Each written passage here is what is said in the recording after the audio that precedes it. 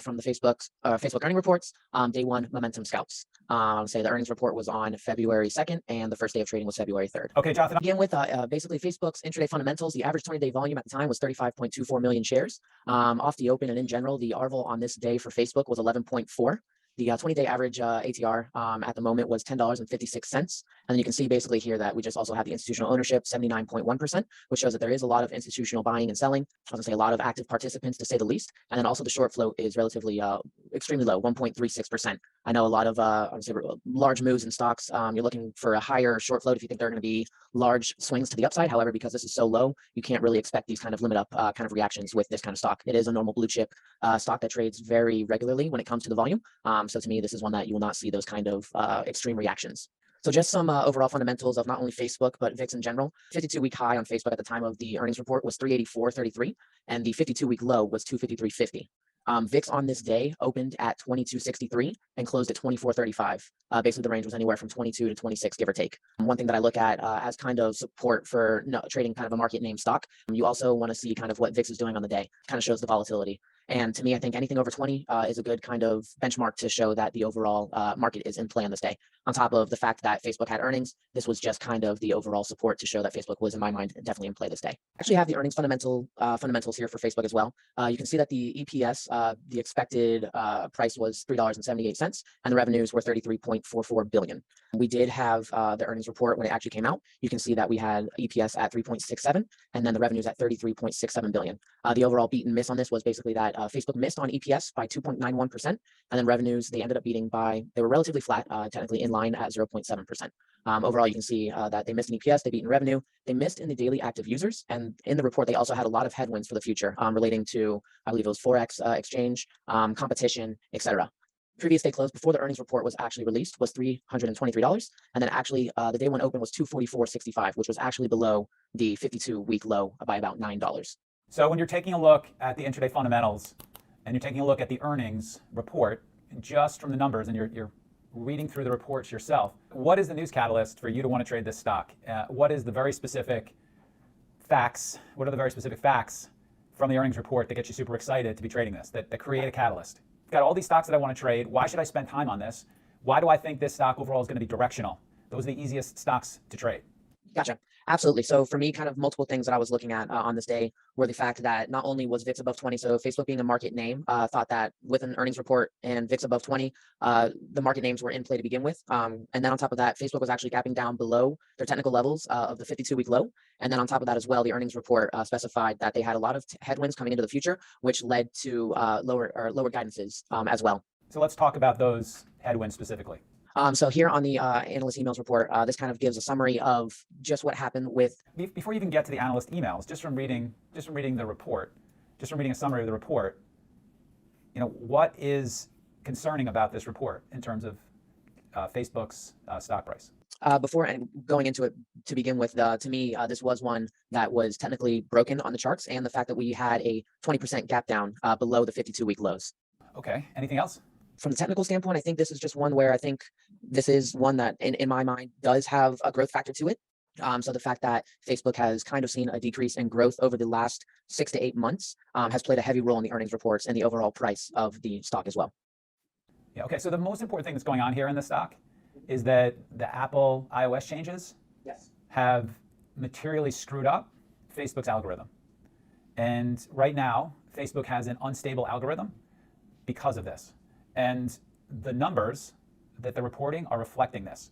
And so if you're a small business and you go to advertise on Facebook, you're having a hard time figuring out what's going to be effective in an ad campaign because of these Apple iOS changes. And this is true for all of the people who are advertising on Facebook's platform. And so this is a material change to their overall business. The most important thing that drives Facebook's revenue is their ad platform. And one of the things that they do best is they allow small businesses to be able to connect with potential buyers in a way that's very cost effective, in a way that small businesses don't have to outlay a tremendous amount of money to figure out if an ad campaign is going to work. If you were to have a commercial on TV and you were a small business, you couldn't afford it because you wouldn't know whether or not how much you paid for it, you'd get that back, and that'd be too much risk for you. With Facebook, you can spend a little bit of money, test a particular ad strategy, get that data back quickly, And if it's working, scale it up. And what's going on now is that that's all up in the air. It's completely unstable as to whether or not you can make money as a small business person advertising on Facebook. And Facebook's algorithm keeps changing to try and figure out what to do, and it hasn't done that yet. And so, all of that is a very material change to prior than the earnings release. And so, of all of the things that's going on in you trading Facebook, this is the most important factor. And I want you to pull that out from the report. You don't need to go. I love that you're actually going to read the analyst report, but you don't need to go read that to at first understand that there's a material change in the business to the downside. Should I clarify anything? No, I would say it makes sense. I know that was because technically before the earnings report came out, that was one of the issues as well, fundamentally, that we saw with a lot of, I was going to say kind of these ad revenue stocks in general. I believe it was Snapchat, Facebook were the two main ones. There might have been some sympathy from things like Bumble. But I know a lot of them, because of the iOS changes, they actually saw a lot of fundamental issues. And this all kind of was released before the actual earnings report of Facebook. So it was an underlying issue as well.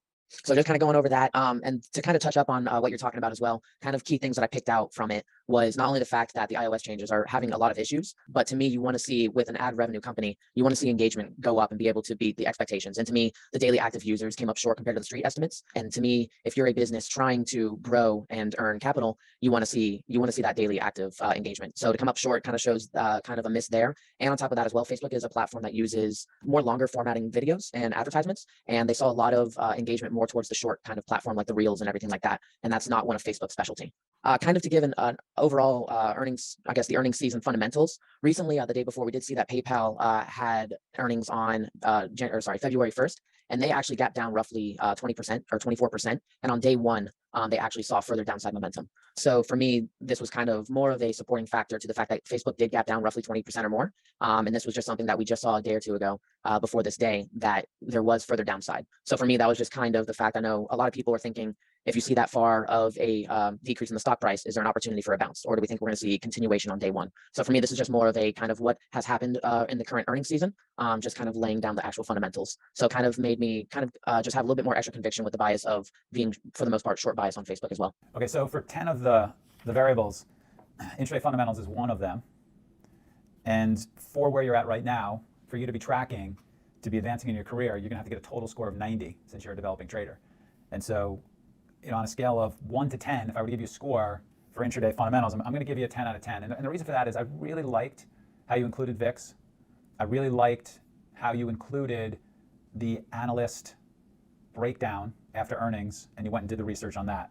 And you had all the other important variables there. So yeah, this is spot on for what we want to see from intraday fundamentals. And again, particularly highlighting that you went and looked at the research that we get in our inbox and plucked out important information from those reports. All right, so good start. Of course, so we'll kind of keep on going here. So this is the bigger picture before the actual earnings report was released. You can see here, there are kind of levels that I had mapped out to begin with. Anywhere from 316 down to 289. However, like I mentioned, in the after hours and pre-market, Facebook was trading around 240 to 250. So as you can see on the daily, there was really no level that we could really use that was valid. So we actually, for myself, I actually had to switch over to the weekly time frame, which you see over there on the right-hand side. And I kind of had the only level that seemed valid at this time, which was actually more of a zone. It was a 244 to 245, were really the only areas that I saw that could have been valid at this point. Okay, so that 245 was holding up as support from that last up move, and you felt that was an important price level. Yes, I'm gonna say relative to where Facebook's current price was trading in the pre-market, I thought that was kind of the only thing that was available on the larger timeframes to be used at the moment. And where was the stock trading in the pre-market? In the pre-market, so in the pre-market, we were right around anywhere from 247.50 upwards to 262. All right, so go back to the daily chart. And so the top, so you see you have the support area 245, which is excellent. What about the top of that area? Are there other levels there that get you interested? To me, no. I think at this point, from what I was seeing, the actual levels that were actually mapped out around the top of the range in the weekly was roughly right around that 289 level. So to me, we were so far away, 40 points away from here, that I did not really see anything within relative range to be used. The only thing to me was right around that kind of 245 area at the moment. All right, and then if it fails that 245 level, where do you think the next support areas are?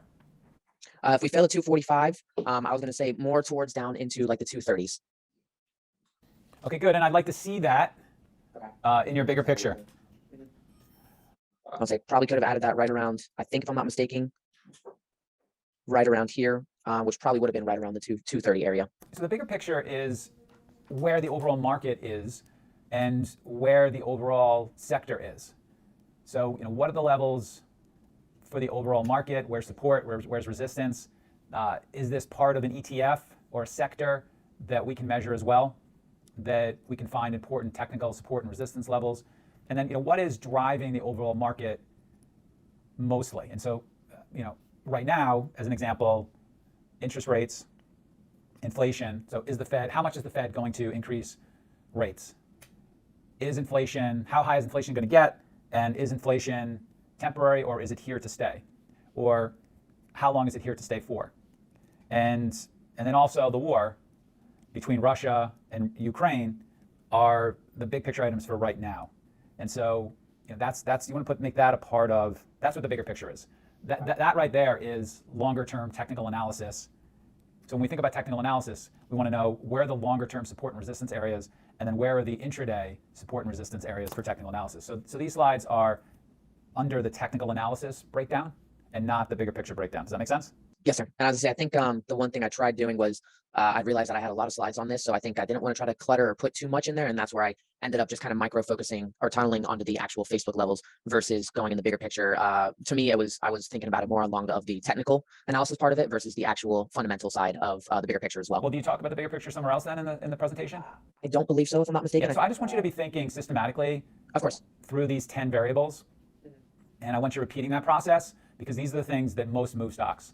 Absolutely. And I was going to say, I know that's one thing always having in mind is just the bigger picture of the actual fundamentals of the market and the world in general. And that's one thing always keeping up on. That was just probably where I lacked a little bit on this part with the mind, just kind of thinking the bigger picture was more on the technical basis versus the actual fundamental part. And that's where I probably did not put in the analysis as well as it should have been. So I was going to say, based on the after hours and pre-market information that we had, you can see that we do have the 245 level down there at the very bottom, which was right around basically the after hours reaction low. And the only really levels that I had off this point were 262, which is kind of around the top part of the range, and then into 247 spot 5. All right, good. So on technical analysis, I'm going to give you a 9 out of 10. I would like for you to add, as I mentioned, the next support area and mark that up on the chart. Good job here with the pre-market technical analysis. Good job on your prior slide pointing out the most likely resistance area. But overall, strong there. The next area that we have is kind of the backtesting and technology. I know since we kind of created the scorecard kind of after this event occurred, I was going to say the report was actually done just after the fact. And I was going to say, I know that's one thing I actually did mention here, that the backtest was performed by Brandon. Brandon is one who is very thorough when it comes to the backtesting strategies and just the different ways to go about backtesting. And he's one that I'm currently talking to try and learn a little bit more about how he goes about it and just his process with all of it.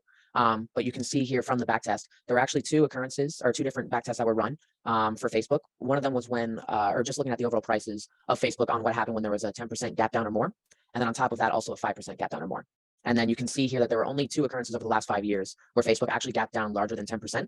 And then the overall change on the intraday basis between the two occurrences was negative 1.77% on the intraday change.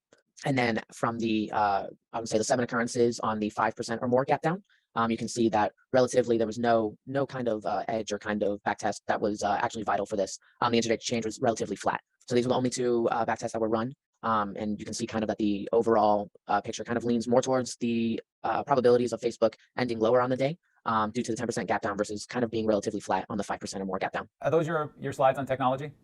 Yes. Okay, so technology generally means, can I build a filter to spot the trades that I made? So I really like this trade, I don't want to miss it. Here's a filter, here's the code for the filter so I don't miss it. I try and deconstruct the trade and then build a filter for it. That's what generally technology means. But I like the fact that you certainly could go to our backtesting engine and do a strategy. So I like what you did there. I mean, and it's entirely possible that on these trades, there isn't going to be a filter that can be created. That shouldn't happen that often, but it's possible that happens. And then just overall, you're doing a really good job here of using technology because of the backtest.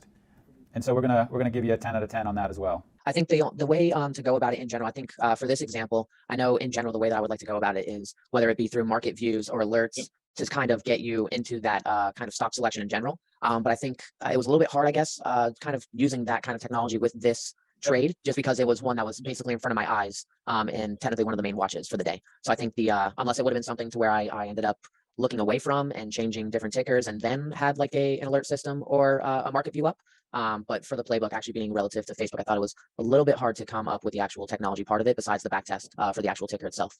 All right, great. What's next? So I just have the intraday technicals here on the 3-minute chart. The levels that I had mapped out, you can see here that we had the 245 area and the 244, which was kind of that zone that I was looking at. And then from here on out, just kind of use the whole number areas to kind of look for intraday kind of levels in general. I know we peaked at that 247.50, which was actually the pre-market support that we had earlier a few slides ago. And then also just kind of included the fact that we had the first move down and then actually ended up having a trend up into that 247.5 and then ended up breaking it and kind of just trending down for the rest of the day. I would say the levels right now would be a little bit more important as we get to the actual tape part of the video. But these are just kind of the levels that I had mapped out intraday after the prices were already getting established. So when you look at a chart like that, what does it tell you about your stock selection?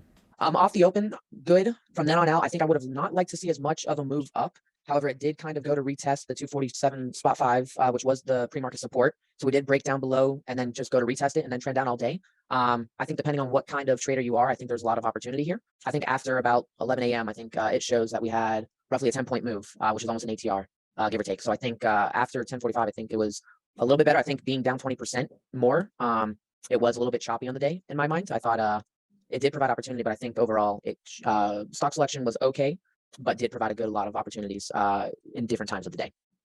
Yeah, I would agree with that. I think this is a 9 out of 10 in terms of stock selection. I think what makes it a 9 out of 10 is after that 10-15-ish area that it really does start to trend in one direction. So you get a really good opening drive where you can make pretty good money. And then it really does pick a direction after that 10-15 area, which makes it easier to trade. You can start, we tend to swing trade things a little bit more after 10-15-ish, and it gives you that opportunity to do that. And that's why I think I would agree with that. I think after that time frame, that's where it gets a lot cleaner. I think the opening drive provided opportunity, but just was a little bit choppy, a little bit confusing. I also think that large gap down overnight possibly had a little bit to do with kind of the imbalance and what I would have liked to see with the overall stock selection trending from the open basically as well. Yeah, but good. Something that would be better would be something that trended all day in one direction, or had even more of an ATR move, a multiple ATR move in one direction. And then here I just have just the larger time frame intraday wise, just because of the fact that the levels that we had mapped out on the daily and weekly were already broken. I know a lot of people like using possible like hourly or 4-hour levels. However, since we had a large gap and there really was nothing to use, so for me, I just had the weekly level, the pre-market level, and then kind of the intraday levels on the larger time frame, the 15-minute chart versus the actual 3 to 5 minute chart. So for myself, I was gonna say I am primarily scalping for the most part. I'm at the beginning levels of my stages. And I know we've talked about this in the past, but I primarily work for the most part at the moment, move to move, just looking for scalp opportunities. So for me, the way that I go about this for the overall stock in general, if I want to look for a stock to trade scalping wise, I really want to see if the stock and or the market is in play. So if it's a stock, it's got to be a stock that has a catalyst in general, or if it's a market name, I would like to see VIX above 20. Stocks also, if they're just a normal catalyst without kind of the market support, they need to be trading on elevated R-vol. To me, I think anything above 2 R-vol on the day is relatively elevated compared to the average. And then on top of that, the way as well for the actual executions, prices need to be above or below important technical levels on the larger time frame, and that's where I think the daily time frame is where it needs to be used. So same thing goes for the entry criteria. I would like to have not only my bias on the stock, but I wanted to kind of overlap with the entries as well. If I'm looking too short, I want to see if we are below the overall larger time frame technical level. Same thing on the opposite side if I'm looking too long. So, and on top of that, when coming to the actual tape part of the trade for the scalps, I want to see the bias correspond with the actual buyers or sellers on the tape as well. For me, this day, Facebook had a lot of sellers on the tape. I was gonna say, so having the overall short bias on this and seeing on the tape that there were a lot of sellers and a lot of selling pressure, that was kind of where I did a lot of my trades on the day, was to the short side.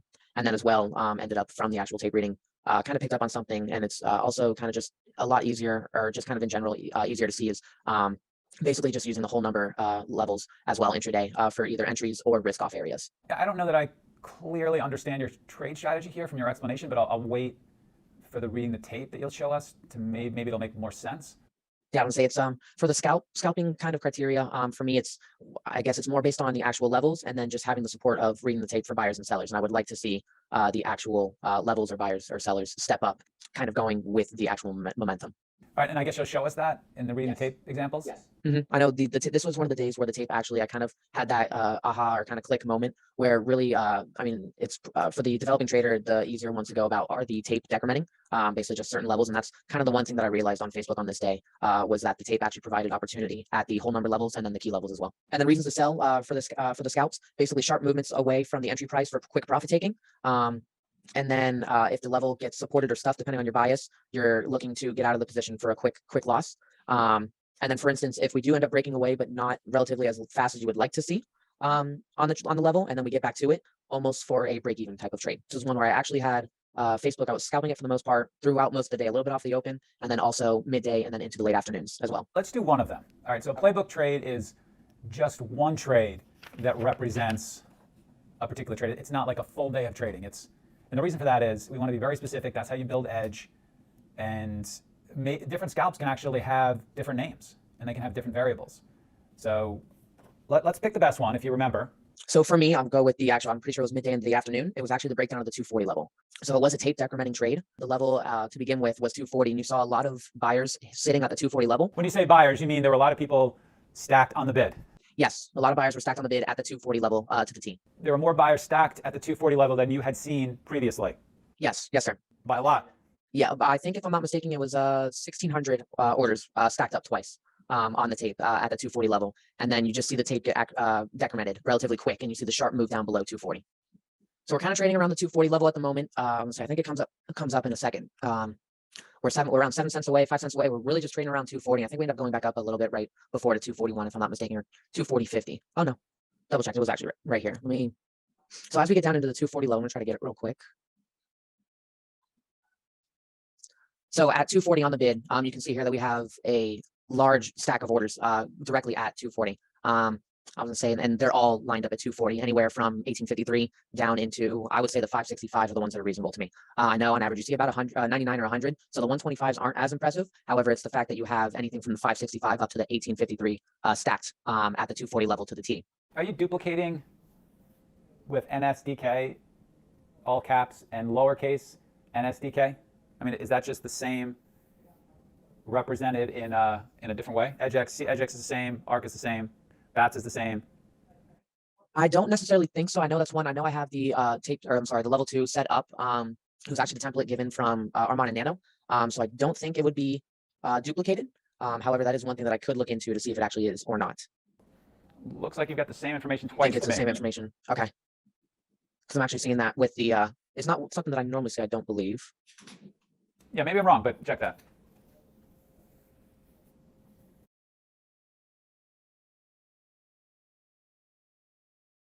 So yeah, that's one thing I'll look into. But as we got into the 240 level, let's see here. I mean, they haven't hit the bid. Nobody's really tried to hit the bid yet at 240. No, not yet. I think I also did skip it back a little bit. We'll see in a second here. I mean, the trade's going to be, we're finally going to start to see them hit the bids, right? And the bid. Yes. Yep. So I'm gonna say you can see that we kind of got away real quick from the price. And what I mean by that is, like, there's a 240 bid. You can see NASDAQ, EdgeX, ARCA, BATS, all in the bid on the left-hand side, 240. And we actually haven't seen anyone hit the 240 bid yet. And we can tell that when we look at our time and sales, if you will just, that's beneath the level 2. So just, show us, circle the 240 bid, just for the people watching at home. So that's the 240 bid. All right, so those are all the people lined up to buy. And we call this the level 2. And then show everybody the time and sales. All right, so we're going to start to want to look to see that people are hitting the bids at 240, selling by hitting the bids. And we're going to want to see that the bids at 240 start to decrement, as we say. But what we really mean by that is for there to be less bids, for the bids to show that there's selling and that the buyers are decreasing in number. Bids taken. Thank you, George. Bids are being taken. So we will actually be able to see that. So we'll watch our time and sales and see the prints going off at 240. And we'll actually start to see, like NASDAQ, instead of 1669, maybe it's 450. You can see a lot of those shares being taken. Maybe we'll see EdgeX, instead of it being 1483, maybe it'll be like 500. Okay. Okay, so we'll go ahead and. Am I right on that? Is that the strategy you're going to deploy? Yes, for this actual execution, it was the tape decrement. It was a 240 decrement, go down and joining the momentum for a tape trade scalp. Okay. And then using the 240 level as well, basically as a key level intraday. So we're starting to kind of decrease. We're really staying at the 240 at the moment. We push away real quick here. We're starting to chew at it without really going down. So, I mean, it had been EdgeX. I mean, the numbers had been higher. Yes, 1853 to begin with. Yeah, so was EdgeX 1853 or NASDAQ? One of them was, and now you can see they're 1377 and 1369. So they're starting to decrement. Those numbers are getting lower. All right, play.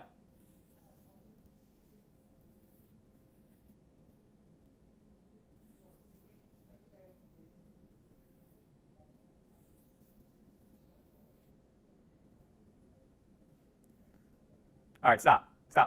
I mean, they were 1,300, now they're 776, and Nasdaq is 482. So you can again see they're decrementing, they're decreasing, and so the buyers, there's less buyers now. They're going down, they're going down, they're going down. And I guess what you're going to say is when those numbers get even lower, you're going to smack the bid when it looks like there's not going to be any buyers left and play the momentum to the downside. Is that the trade? Yes, sir. All right, go. All right, stop. They're even lower, right? EDGX and Nasdaq, they were 7 something, now they're 400 something and 300 something. All right, play. All right, stop.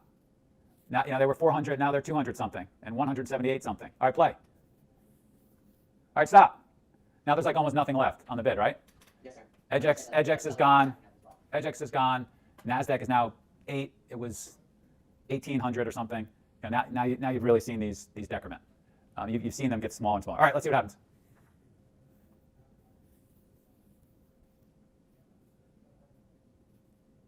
All right, stop. Now, are you going to hit this now, or are you going to hit this when it drops? Are you going to hit 240, or are you going to hit 239.99? I am joining at 240. I know I already have the order in. It is one that I was not getting filled at right away. I think I started trying to get into the position, I believe, when we were at the 300 size, if I'm not mistaken. And look at the offers. The offers are stacked, right? There's pretty good offers. All right, go ahead.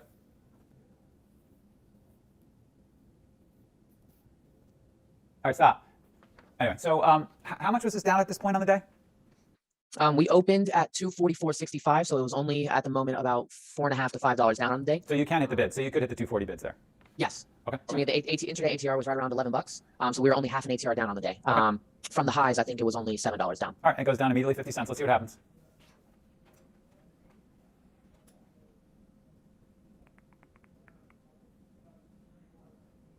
Oh, go down already.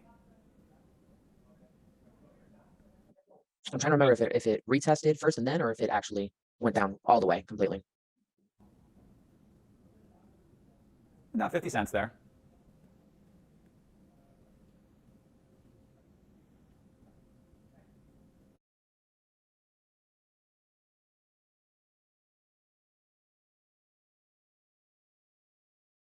So I don't know what so tell me what you were doing, if anything. So at the moment for me, I was short from 240, looking to basically just join and look for the momentum down. I believe, if I'm not mistaken, I ended up starting to clear right around 239. Gave it a little bit of room. For me, I was thinking with an ATR of 11 on a momentum breakdown, looking for about $1 move on this at the moment. Just basically joining the sellers and looking for the momentum.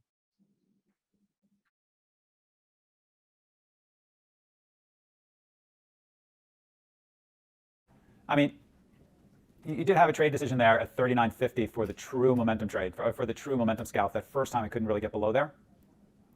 But sometimes people make these scalps into a little bit of a longer time frame, and as long as it's not really above 240, they kind of try and stick with it.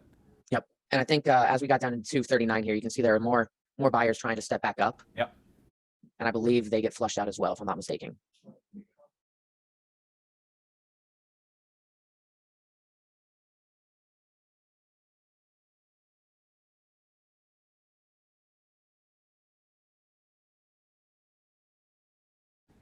So just let us know when you get flat. Gotcha. I believe it was actually right around the 230 as we broke 239. Yep. I believe I sold right into the 238.80, give or take. Okay, got it. All right, good. So this is kind of a trickier trade than you made it out to be. I have to be honest, I don't really love this trade. And I do think momentum trading is a good way to build skill at the beginning of your career. And I do think this sort of decrementing trade works in very select moments. And I do know Max, this is one of the first trades that Max actually got pretty good at. He's pretty quick, and he's going to trade with size. And he's good at admitting that he's wrong. So, it is a trade that some people do have success with. But it's going to work if that level, it's got to be a really big level, that 240 level. And it's got to start to get tight towards that 240, meaning that they've come close to 240 a bunch of times and they haven't really hit it yet. And it bounces back up to 241, and then it comes back down, and they don't hit the 240s again, and it bounces up to 240.75, and then it comes back down, and they don't really hit the 240s yet, and it bounces back up to 240.50. I'm hypothesizing here. My point is, the up moves are not as high, and optimally, you want to sort of get the coming together towards that 240 level, and you want to see finally them starting to hit those bids, and it would be optimal if the bids were even more than we represented here in this play, and it really is just a dopey scalp play. It's just a dopey cash flow trade, And it's going to work best in a stock that is you're trading it in the direction of how it's trading for the day. So if it's picking a downtrend and you're shorting it, good. And if it's picking an uptrend and you're playing it long, better. But overall, I think, I don't know if I love this example, but I think you've done a lot of things right here.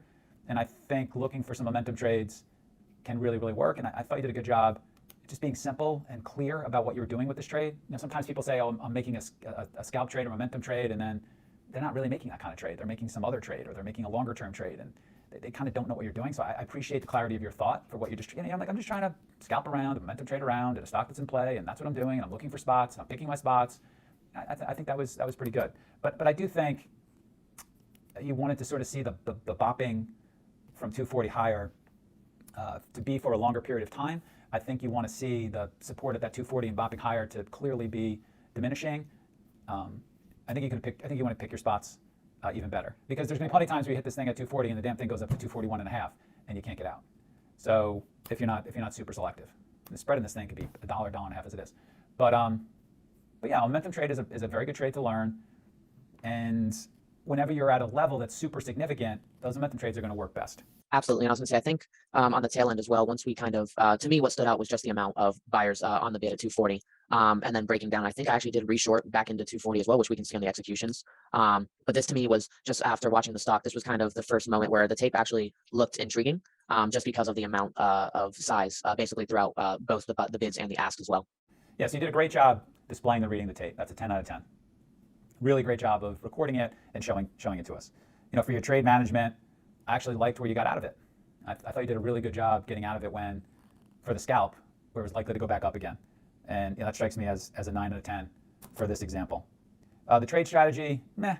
As I stated before, I think you got to have maybe even more of a selective opportunity for this scalp. But I did like the fact that you did see that bid decrementing, and you could sort of smack it after it decremented. So I don't know. That strikes me as like a 7 out of 10.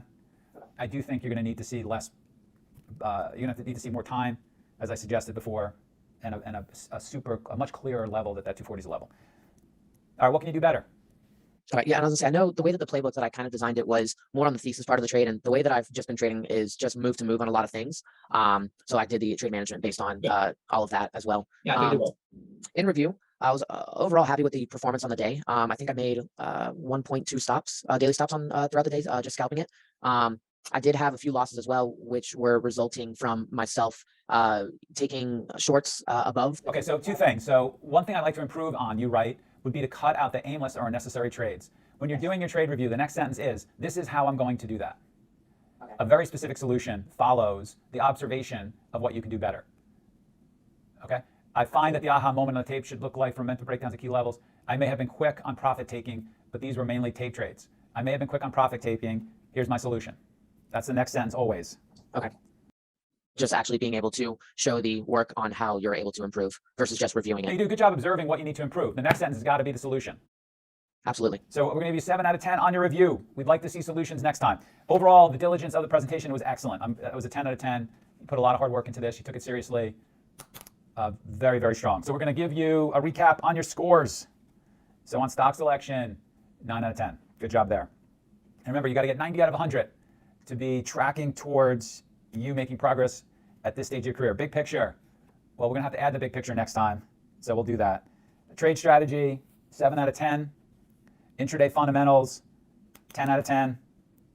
Technical analysis, 9 out of 10.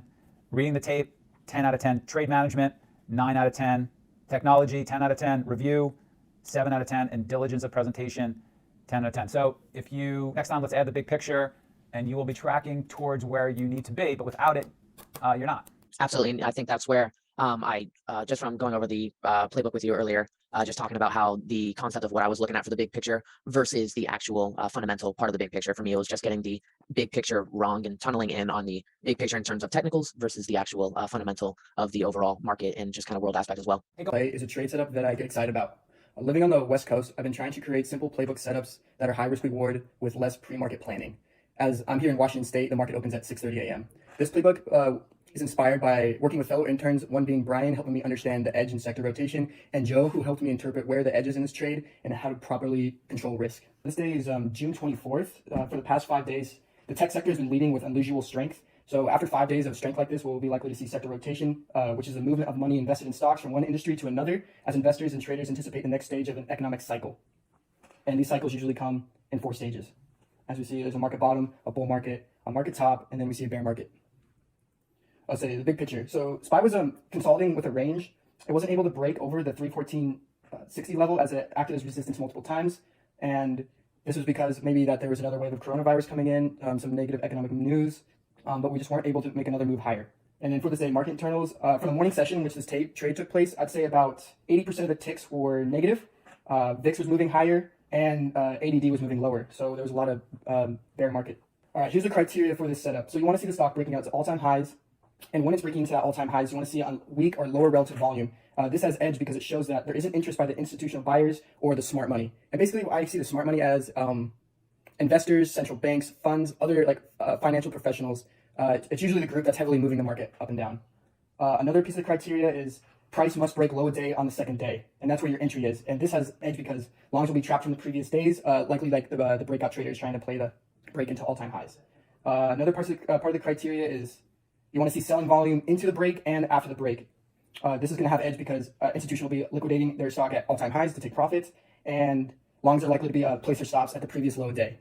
And then the last part of the criteria is you want to see the sector agreeing with the move, along with the internals agreeing with it. Relatively weak volume into the all-time high. Have you thought about potentially being more specific on how you're defining that? I think a good way I could define that is on a daily chart. I take the volume from the previous, say, 2 months, and if the volume on the day that it's breaking all-time high is less than 50% of that average, then I'll consider that lower relative volume. Okay, great. I really like, I like you being specific there. Okay, on the left side of the screen, we see the Shopify on the daily, and you see that high of 928. And on the right side of the screen, I highlighted it in an oval, and that's that day, so where Shop is breaking out to all-time highs. And then on the next day, we see a break of all-time, the day that it reached all-time high, and we see big volume coming in. Shares are getting puked out, and we see a big move lower, and that's probably that's a $20 move lower. And then we see price move back up, a failed retest, and we see it wedge up near the yesterday lows and a continuation lower. And these are both on big selling volume. Follow-up question. Have you thought about defining the all-time highs you're most interested in? Or, said a better way, are you thinking about defining what a significant all-time high is? For example, something could just be making an all-time high every day for 30 straight days, slowly sort of going up. Compared to, hey, a stock has a tremendously difficult time getting above a particular level and then finally does. Are you thinking about ways to differentiate between all-time highs? Yes, I think a key point to differentiate it for this setup to find the reversal to all-time highs is the volume on the day that's breaking out to all-time highs. Totally understand and really like the way you're thinking about the volume, but could you be also thinking about the importance of the price? So all-time high is a reflection of price, and then you're doing an excellent job of thinking about the volume, but certainly there's going to be different layers of importance. There's going to be different breakouts to all-time highs in significance based on price, based on how hard it was to make that new all-time high, how important that resistance level may have been, or that resistance area may have been before it made that all-time high, and judging how significant, just based on price, the all-time high is.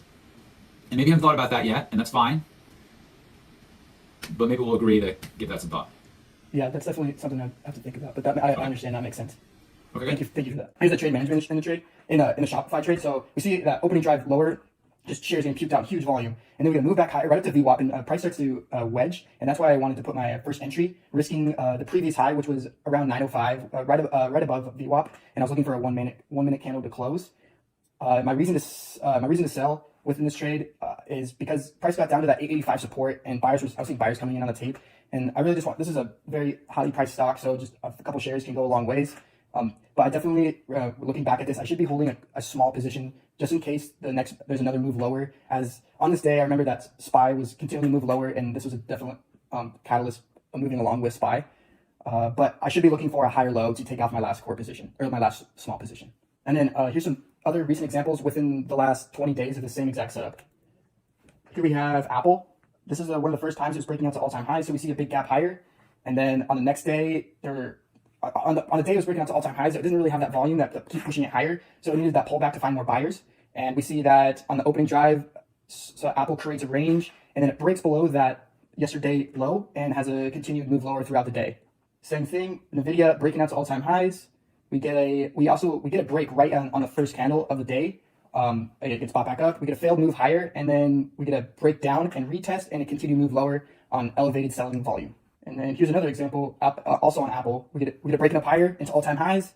We get that break of previous low of the day, and it fills the gap, and price reverses. I think another part of this trade, and a lot of traders use filling the gap plays, and that's why this can have some more edge in it, because it's kind of like filling the gap kind of gives traders a place to enter and a place to exit. And if you combine this strategy with filling the gap strategies, then that can add some edge to this trade.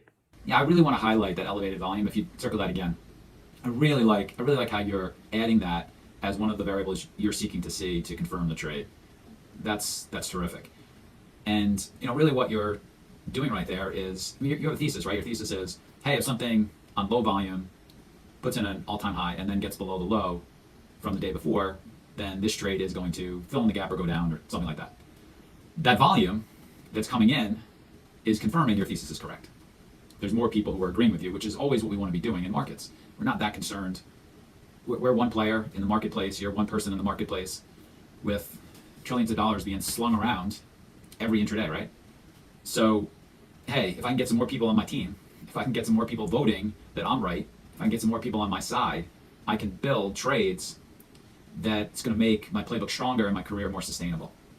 Really like how you highlighted that elevated volume. The main part of this trade I just think is really cool is it doesn't take too much pre-market planning, because all you have to do is set alerts at the previous day, low a day, and I see it as a high risk reward play. Yeah, and Coleman, if I could just jump in again, I would judge how important that low of day was as well. I think about which lows of day are going to be more significant, and if they are putting on a little bit more risk. As you get more advanced, we'll talk about that, but I do want you thinking about right now that not every low of day, not all lows of days are created equal, not all time highs are created equal, and you understanding that and treating them differently with risk is going to be really important. For instance, let's say we had a triple top in a semiconductor stock, and let's say the semis have been really hot and really overbought, and we finally get above a triple high in one of the semis. We don't get the volume that you would expect in a breakout. We get that relatively lower volume. We get below the low of the day. The semis are rolling over. That low of the day actually is a more significant support level from that short-term period. I would suggest that's a trade you probably want to put more risk on than lots of other scenarios you and I could dream up of right now, because the fail breakout is more significant. There's going to be more people trapped, and it's going to potentially cause it to go down lower faster. So I want you to start thinking about that now, but really good so far. Absolutely. That sounds like an A+ setup to me. Going along with what you said, that's absolutely an A+ setup. And if you bring in factors maybe of like pre-market levels, that could be another specific factor in you defining what a low a day is. So I just want to talk about, so when I see this trade, I want to take it every time because I want to be able to track the win rate and understand if I can get big in this trade and if it works for me. I see this as a high quality setup with edge, and if I recognize this in real time, it'll allow me to scale as a trader. Finding the easy money, I define that as just like putting the checks in your favor. It's not like trying to find something that isn't there, but looking at the market from a view of finding edge. And then I'm going to build a filter and look through stocks during after hours to find what was hitting all-time highs and figuring out which trades I would want to make within this playbook strategy. And just a little quote that I like is, to do well in the stock market, you got to stop doing what got you into trouble in the past and create new and far better rules and methods to guide you into the future. And that's about it. Who said that? Who wrote that? I'm not sure. I found it on Twitter. Do you know? No, I see that you've quoted Mark Douglas, though, and I have to sort of ask. I mean, you're coached by Dr. Brett Steenbarger, who's written a bunch of good books. Oh, absolutely. And, I think I've written a couple of good books, too. No mention of us. I mean, here we are, a little slight here for Dr. Steenbarger and myself, no? No, yeah, that's my bad. I completely agree. Completely kidding. All right, anything else we should be talking about? Obviously, like within this trade, I should be putting in tape, like seeing the breakdown on this, seeing what the tape is doing at these low day levels, and where resistance or support is found. That's one thing I think could be added. 100%. I'd say too, with the breakout. So you want to sort of be watching the tape when it broke out, see if it's heavy, see if it's having a hard time going up, and then 100% seeing what the tape is looking like before the low of day and after the low of day break is very worthwhile for you to record your screens, go back and watch that, and pick up the times when that stock is more, with the tape is giving you readings that it's more likely to continue down, giving you information that's more likely to follow through. You'll get better at that, and if you improve your tape reading skills around this idea, which is a good idea, this is a good idea to trade, you'll be able to develop this into a discretionary trade for your playbook.